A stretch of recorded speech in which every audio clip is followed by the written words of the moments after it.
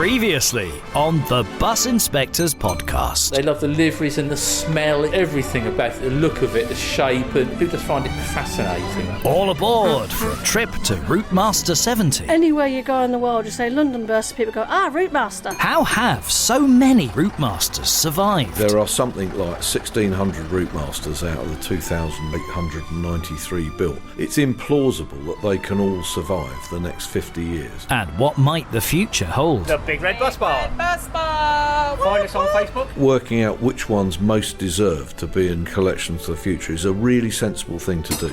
We met Claire, lover of the Leyland National and owner of 3. They've got a very distinctive clattery sound. All the same, or each one special? It's special to us because of all the good days out we've had, the blood, the sweat, the tears, the good times, the bad times, the breakdowns. And in this episode, we debated every possible thing we could find. Come with us behind the scenes as the bus inspectors continue their project to grade the nation's historic buses and coaches. B340 has now been in preservation for 100 years. Do others grade their heritage?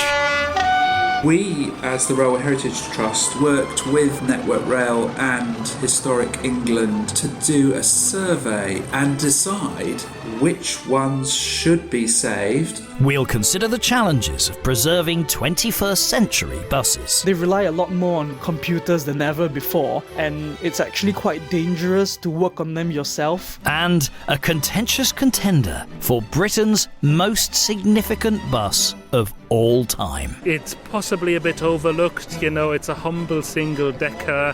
It's a modern bus, is built from the late 1980s onwards. It doesn't look as iconic as a Routemaster on the streets of London, but there have been more of them on the streets of London alone than there ever were Routemasters, let alone in the rest of the country. Whatever could it be? If I have some worries about the future, is that we won't be able to save everything. There are quite a lot of vehicles which are similar to each other. There are some challenges about the age and diversity of the people who are keen on them. We're not getting younger people coming in to take over from us. And when I say younger, I'm talking about under 50. There just won't be the space, or the facilities, or the materials, or the skills, or the money to keep them all going. Throughout the series so far, we've been hearing about future challenges facing bus and coach preservation in the UK.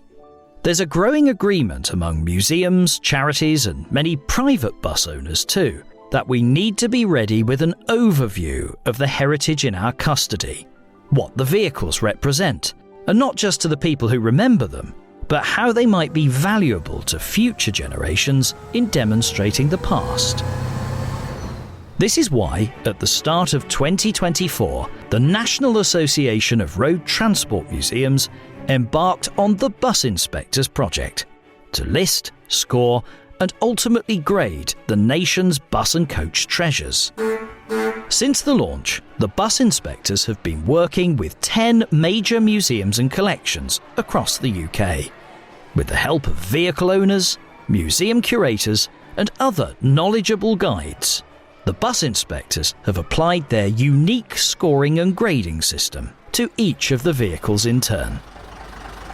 The aim is to identify which of the nation's historic vehicles are most significant in telling the story of how buses and coaches have developed, and with them, our lives.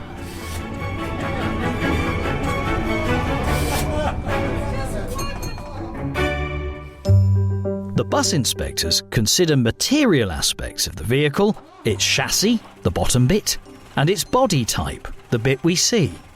They consider how typical that pairing was in its era, as well as any landmark design features that the vehicle displays.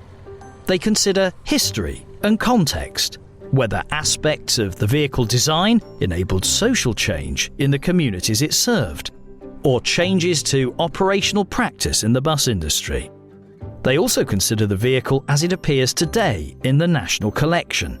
To what extent is it unique, and how original and authentic is the vehicle in its current form? In each case, they require somebody like the wonderful Alan Lambert from the Southdown Omnibus Trust, who can guide them to the answers. We've got a Leyland TD1 with a brush open-top body. Completely original. It was originally preserved by Southend in 1950 when it was withdrawn, and it was kept for special events and as a museum piece, not as a PSV.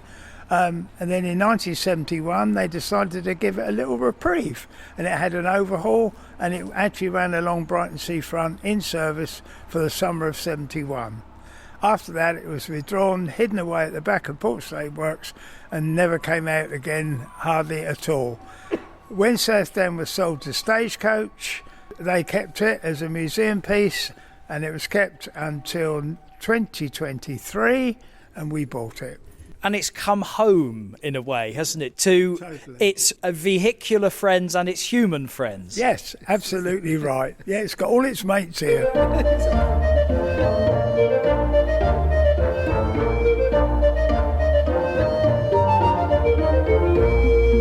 There are a few features of this particular vehicle which are significant. Tell us about the inside of the lower saloon. Where the seats stop going forwards and go sideways over the rear wheels, there's a little partition both sides with glass in it, which separates the two areas. And was this popular with the passengers? Not for me when I was a little boy, definitely not. I rode on one during the war. 8 standing was out of fashion, and probably 20 was nearer the mark. I got pushed right to the front and was scared stiff I'd never find my way off again. So I refused to ride on them thereafter. But fortunately, this was the only batch like it, so we didn't come across them very often. As we look at it here, it's an open-top bus, but not always. No, they were laid up at the beginning of the World War II, and then after a couple of years, Southend thought, well, blimey, we've got these 23 buses here, which are only 10 years old. We're not using them. We ought to be doing something with them.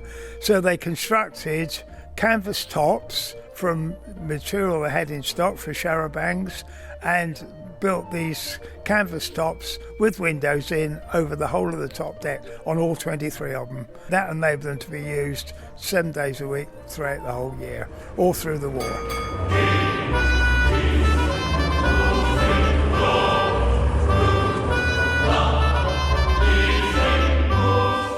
The Southdown TD1 is among several pre-war vehicles on display at Amberley Chalkpits Museum in Sussex. And Bus Inspector Paul Statham is in his element amongst them. Southend, Mason, the district of East Kent all ran single-deckers on bus routes during the week, and at weekends in particular they ran them into Victoria for express services, and so the Tilling Stevens here has got a roof rack for the luggage. So a very early example of what we later called dual purpose. Yes, exactly, yeah, that's absolutely right. The Tilling Stevens bus in question, or coach on Sundays, dates back to 1930, but age alone doesn't necessarily make it a high scorer. Besides, compared to many vehicles in the National Collection, this is quite a modern vehicle. Over at the London Transport Museum's Acton depot, the bus inspectors have been working through the collection chronologically, beginning with several early examples of London motor buses. Senior curator Katariina Mauranen is about to take our breath away. B340, which was set aside by the LGOC in 1924, it has now been in preservation for 100 years, and considering it was only in service from 1911 till 1924, that's a very long time. There are aspects of it where you think, okay, well, is this original or has it been done in preservation?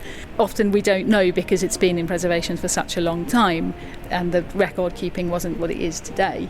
Yeah, we're currently looking at the paintwork. We know it was done in the 70s, so we're touching it up a little bit before it goes into the gallery where we'll celebrate its 100 years in preservation.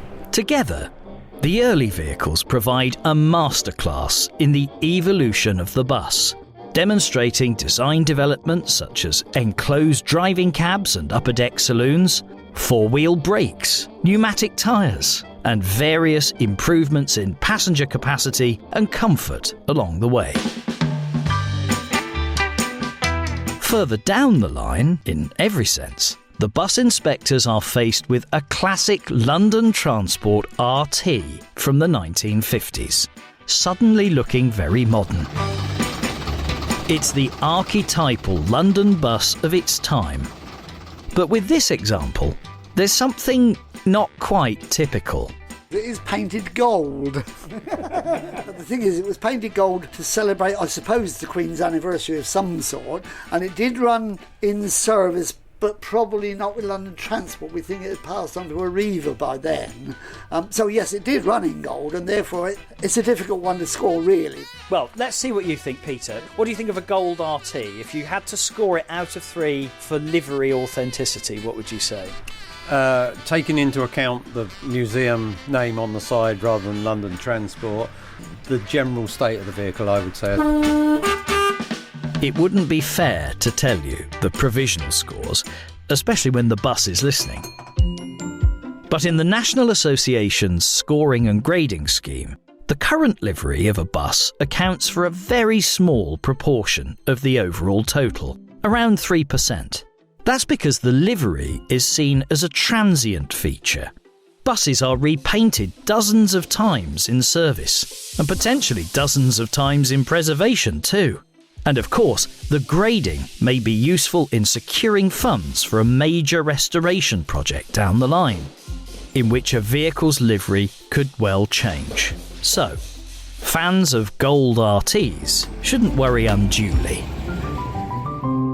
You're listening to the Bus Inspectors Podcast, brought to you by the National Association of Road Transport Museums, a registered charity which represents heritage collections across the UK.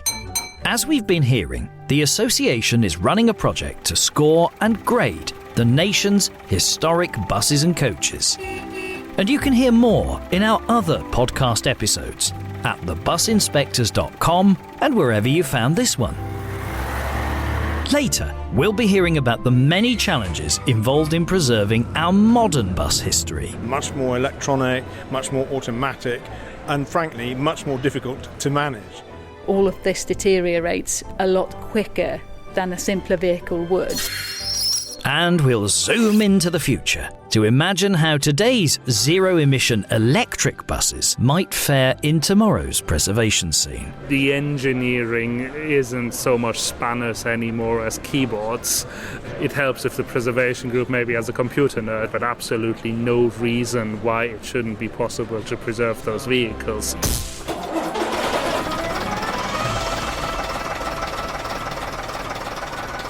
Grading may be new to the heritage bus world, but it's widely used elsewhere in the heritage sector. Tim Hedley-Jones is the Executive Director of the Railway Heritage Trust, a not-for-profit company that is focused on restoring heritage on the main railway network, giving it new use and restoring it for appreciation. We have grants that restore everything from station buildings, water towers, viaducts, boundary walls, turntables, you name it. If the railway built it, then we'll give a grant to help restore it. Like the preserved bus sector, there is competition for resources in railway heritage. And Tim and his colleagues face similar dilemmas when deciding what to prioritise. Like the National Association of Road Transport Museums, they have developed grading mechanisms to help. For example, when it comes to signal boxes. In 2012, we worked with Network Rail and Historic England to do a survey of signal boxes and decide, in anticipation of signal boxes being less needed by the operational railway, which ones should be saved and listed and which ones should not be listed. The signal box survey had some familiar criteria when it came to assessing the importance of one box over another. One of the things that we really looked at was about the need to include typical examples of all types of signal boxes that a particular company might have. For example, the Midland Railway signal boxes are well represented. Caledonian Railway, for example, there are a large number of those. So ensuring a good spread of types that were saved, but not all styles could be saved. Literally, you couldn't save every single style of a type of signal box, but a good representative sample could be saved. There may be some tough messages for those whose projects can't be supported. If you live in a small community where there is a signal box that may not now be needed, we, as the Railway Heritage Trust, would support its demolition. Now, that's a hard answer to receive if you're in the local community and want to see it saved, but the reality of the operational railway is that it no longer needs large quantities of signal boxes.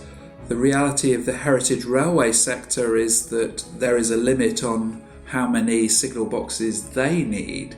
So, yes, we do get into difficult decisions and have to tell people that no, we can't support particular projects.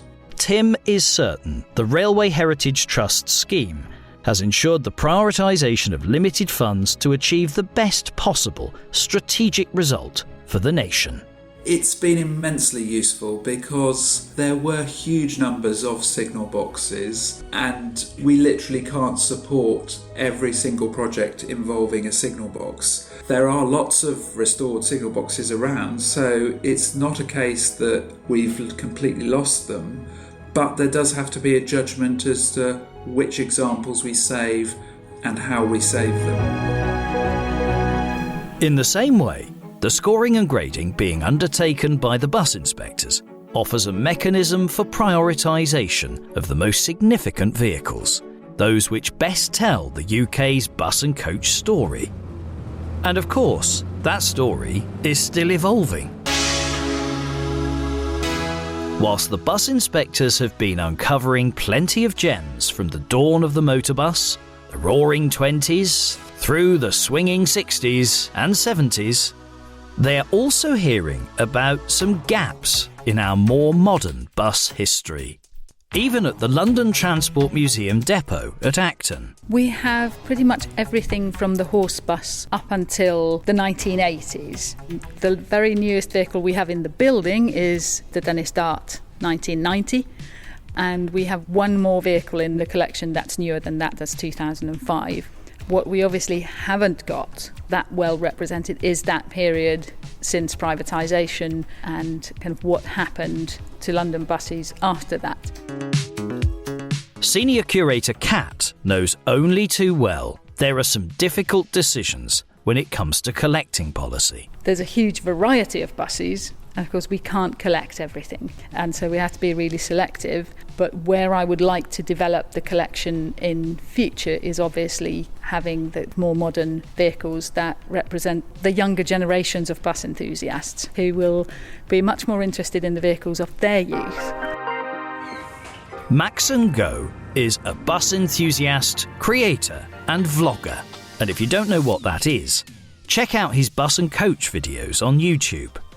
Maxson is from a generation which many bus museums and collections have been slow to satisfy. I grew up in the early 2000s, so the kind of buses that I would remember going to school on were things like the Volvo B10M or the Mercedes-Benz 0405 or even the Dennis Tridents, and those are the kind of vehicles that personally I have the most interest in, and as a result would be the vehicles that I would want to preserve the most. For the older vehicles, I may not relate to them on a personal level, but I do find them interesting in the same way that I find old American classic cars, for example, also really interesting. An old half-cab bus to me is really beautiful to see and to enjoy, but personally, I wouldn't really want to own one. On his YouTube channel, Maxson launched a poll and asked a question of his primarily younger audience. If money wasn't an issue, would they rather preserve a 1930s Crosley or a 1990s Volvo? About 600 plus votes and 90% of them or something similar voted for the Volvo. As our interests change, as the interests of the people that follow us change. If it's true that younger people are more interested in vehicles that they've seen on the road when they were young, we won't be able to save everything. Not everything is going to be able to be saved. Vehicles built in the 40s, 50s, 60s may not all have homes in the next 30 years. That was a shock to me, because I thought younger people liked the buses that they grew up with, but I didn't realise that it was to this extent. Beauty is in the eyes of the YouTube viewer. It's a result that may surprise fans of older vehicles, but it's unlikely to come as a shock to generations of younger bus enthusiasts who commune around the vehicles that interest them. There are groups, of course, like the Bromley Bus Preservation Group, which is mainly rear-engine buses. They tend to be of a kind of younger demographic. It's a group of private enthusiasts. And so there is appetite for preserving that generation of vehicles. In fact, there's an entire running day known as the low floor-ish running day, which is dedicated to, well, as the name suggests, low floor vehicles. And you have loads of things that people would consider modern, like Volvo B7 TLs, DAF DB250s, and of course the favourite Dennis Tridents. But why are many of our established museums and collections struggling to represent our more modern bus history? Buses and coaches from the 90s and early 2000s. Part of it is, I think, who's collecting. But the other key part of it is the maintenance of newer vehicles. It's very difficult to maintain modern vehicles because of the more complex electronics on them, the amount of plastics on them.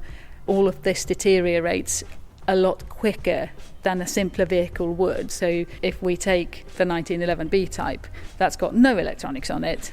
Everything on it is wood. If it deteriorates, you just replace it. Can't do that with a new Routemaster, for example. And the electronics, if they deteriorate, repairing those, it's not impossible, but it's a very different skill. And so you need an entirely different, separate skill set for that.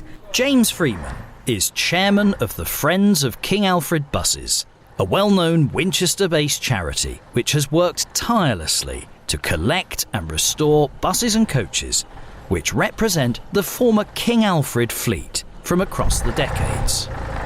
But when it came to taking the collection beyond 1971, there was a challenge. I think the watershed for us and for King Alfred Motor Services was the arrival of the Metro Scania, a vehicle so different from its predecessors, much more electronic, much more automatic, and frankly, much more difficult to manage.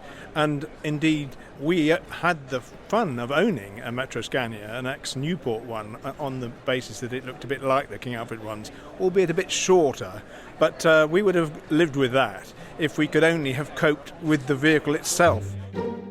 For an experienced group like Friends of King Alfred Buses, with a team of enthusiastic volunteers, why was the Metro Scania such a problem? The challenge was that there were so many things that went wrong with it that we couldn't easily fix because they were electronic, they involved bits and pieces that you just could not get anymore, and in the end we had to make the decision to let the vehicle go because we just couldn't cope with it, frankly. And my experience looking around the collection of Metro Scanias, which you can finger on one hand, the only one that you can see running is in Leicester, and I know from my involvement with the Leicester friends that it's an absolute uphill battle to keep that vehicle going.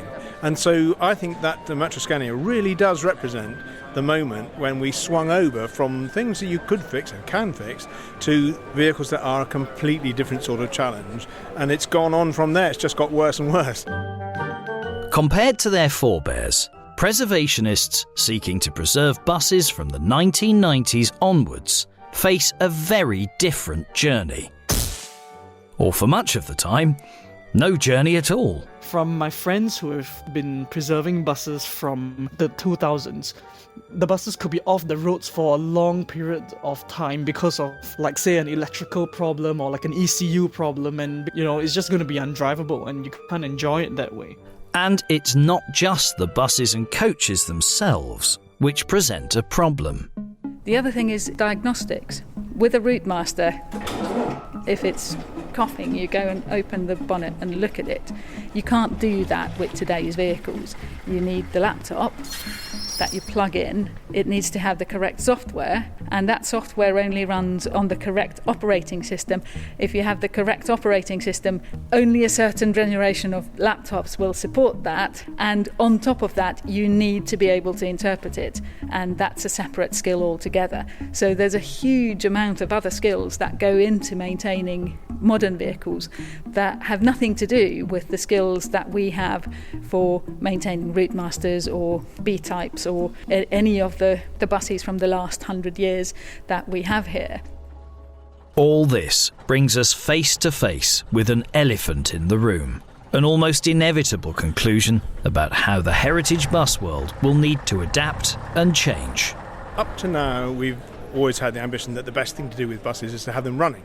And that's still true, isn't it? And the ability to share a bus by getting a whole lot of people on it and taking for them a ride is something which puts bus preservation in a different place from trucks, for example, or tanks or things like that.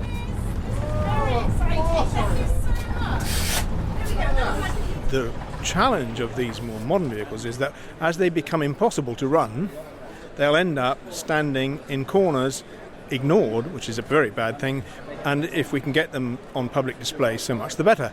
But that creates a whole new problem of its own, which is that if you think about it, the vast bulk of the national collection of vehicles is hidden away in one place or another and not at all accessible to the public. So if you're saying actually all these preserved vehicles are going to be only accessible if you can actually get people to go and look at them where they're standing, that's going to be another challenge all of its own, and one wonders how that would be achieved.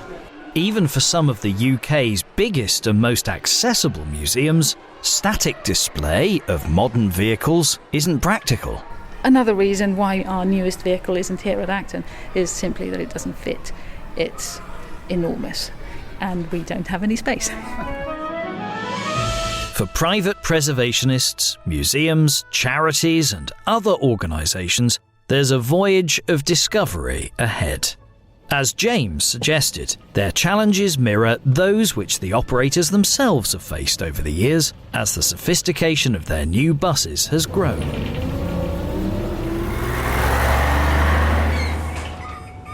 Indeed, history never stops, and in 2025, the bus world is facing another enormous technological step change. Stefan Baguette is from Alexander Dennis, the market-leading manufacturer for buses in the UK. The transition to zero-emission mobility is in full swing. I think over the last year or so, it's become very clear that battery electric buses are the main zero-emission mode of transport that we are going to have. For us at Alexander Dennis over the last year, we launched our next generation of electric buses. For passengers, quiet ride on an electric vehicle, a pleasant journey certainly, even more pleasant than on our low-emission diesel buses. For operators, it's a great opportunity to have a sustainable technology that, in terms of the operational cost, protects their bottom line with highly efficient electric vehicle technology, components that are long-lasting, and we're doing a lot on our part, especially around the batteries, to make sure that they can last a sizable chunk, if not the whole vehicle life with the operator. With more complex technology in play, the relationship between operators and manufacturers is also undergoing transformation. Alexander Dennis aren't merely the builder. It is becoming a much more longer-term partnership between us and our customers, the bus operators and the transport authorities in those places where they're involved as well. It starts before the buses has even been ordered, working with our customers on very detailed route modelling, where we take a lot of information about the route or combination of routes that the buses are intended to be run on, the timetable, topographical information, climate information about the location they'll be running in, and we're putting that to very sophisticated automotive industry standard simulation tools to very accurately predict how the electric bus, and crucially its batteries of course, will perform under those operating conditions. The relationship continues after the delivery of the buses with the wide range of services, everything from parts, field support, workshops, training, and then telematics especially. We're able to effectively work with the operator, have our engineers also keep an eye on the buses, see how they're performing, to identify if perhaps one of the buses, while absolutely meeting its daily requirements, is perhaps using a little bit more energy than the others in the fleet, and then we can drill down into that and find out the root cause of that and probably, run a software update. Given the need for lifelong support from the manufacturer, where will this leave future preservationists when the time comes to try and save these vehicles for posterity? Preserving an electric vehicle is somewhat complicated necessarily, but there are additional considerations perhaps compared with preserving a classic diesel bus. An electric bus obviously needs a charging infrastructure of some sort.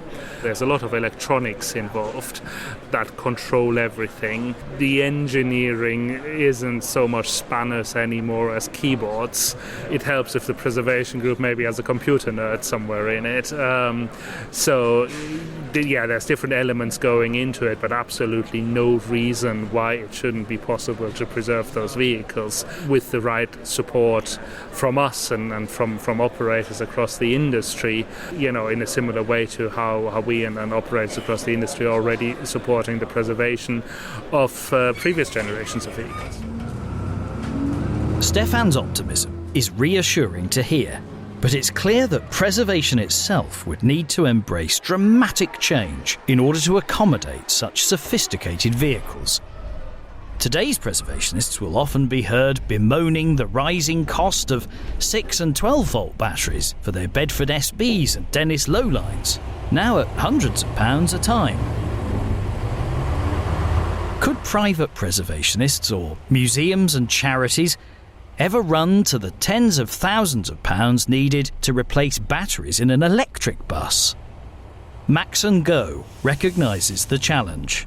It would certainly be a lot harder to keep more modern buses on the roads. However, as I like to say, when there's a will, there's a way. And if people are equally committed to preserve these more modern buses, then I would think it's possible, just that it's going to need a lot more money and a lot more time and a lot more communication and cooperation with bus operators, with the manufacturers, to offer the kind of post-service life support that is required for these buses to continue running. With all these present and future challenges, the work of the bus inspectors seems to be ever more important. A means of identifying and prioritising the most important survivors to guide evolution of the national collection. As people and organisations come and go, interests and technologies change, and history just keeps on happening. And on the subject of important vehicles, did you guess what was being talked about earlier? It's possibly a bit overlooked, it's a humble single-decker. It doesn't perhaps look as iconic as a Routemaster on the streets of London, but there have been more of them on the streets of London alone than there ever were Routemasters, let alone in the rest of the country. The humble Dennis Dart. Personally, as Alexander Dennis, we feel that the Dennis Dart is possibly the most significant bus in British bus building history, in the way that it defined the modern midi bus for the whole world. One for discussion in a future episode of the Bus Inspectors podcast. We've already got over 22,000 Dennis Darts and successors built, and great work being done by lots of preservationists, preserving those earlier Dennis Darts and low-floor Dennis Darts and Enviro 200s. We'd love to know what you think about this and all the issues discussed in this episode of the Bus Inspectors podcast. Get in touch on our social channels and at thebusinspectors.com. The Bus Inspectors podcast was presented and produced by me, David Sheppard. Our guests were Tim Hedley-Jones, Alan Lambert, Katariina Mauranen, Maxson Goh, James Freeman and Stefan Baguette, with appearances from Andrew Wickham, Lord Peter Hendy, Leon Daniels, Claire Fairbrother, Stephen Booth, Paul Statham and a gold RT. Our thanks go to the Railway Heritage Trust, Alexander Dennis, the South Down Omnibus Trust and Amberley Chalkpits Museum, the London Transport Museum and all at their Acton depot, and to all the museums and collections visited by the Bus Inspectors so far. The Bus Inspectors podcast was brought to you by the National Association of Road Transport Museums.